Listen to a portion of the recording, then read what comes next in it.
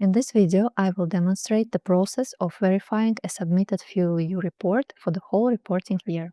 The verification process of partial FuelEU reports follows the same path. To proceed with the verification of the submitted FuelEU report, the verifier shall start on My Fleet page by opening Ship's FuelEU report using Actions button. Actions, FuelEU report, Edit. The FuelEU report page opens with the contents of the report in various tabs.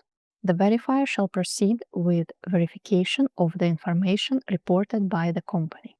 Once the verification process is completed, in case any findings need to be recorded, the verifier can add those in the Verification Findings tab by clicking Add Finding button. Please be aware that any open findings won't allow the FuelEU report to change its status to verified as satisfactory. In our example, let's assume that no findings are to be added and the report can be verified as satisfactory. You can find the version of the verified report saved automatically in the FuelEU Report Revision tab. Once the FuelEU report is verified as satisfactory, verifier shall proceed with creation of the verification report in the Verification Report Revision tab.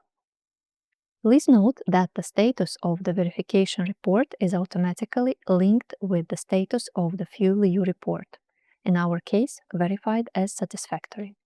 In the Generate VR document version window, the verifier shall fill in all the mandatory fields. The verification report is generated and available for modification, download, and deletion using the Action Buttons menu.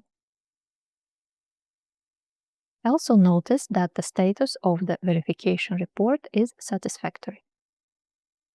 Having performed both FuelEU report verified as satisfactory and FuelEU verification report as satisfactory, the verifier is able to generate the initial compliance balance.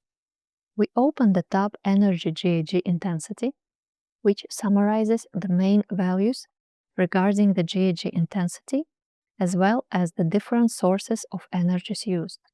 Those values allow to create the initial compliance balance associated to the energy used in this reporting period.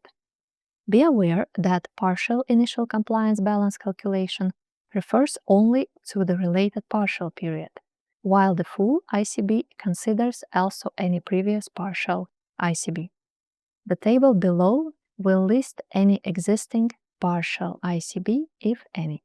This consideration is important when verifying the calculations, since partial ICB won't include the values from other periods. Only the full FuelEU report and the full ICB will consider the aggregated data from different partial periods. On the right side of the screen, you can also find the residuals from borrowing or banking from the previous periods. These values will be applied for the calculation of the adjusted compliance balance at a later stage in the compliance balance page. Important to note that the values on the right side are editable by the verifier in case any correction is needed. The verifier is now able to generate the initial compliance balance document. Any relevant observations in a free text format can be added for this ICB version. Let's click Save. Notice that the generated ICB status is valid. Be aware that any action performed in the FuelEU report will invalidate the existing initial compliance balance by changing ICB status to invalid. Let's go back to My Fleet page. This finalizes the verification of the FuelEU report with status verified as satisfactory, issued by the verifier, and the full initial compliance balance with status valid, enabling the creation of the ship's compliance balance for this reporting period on a later stage.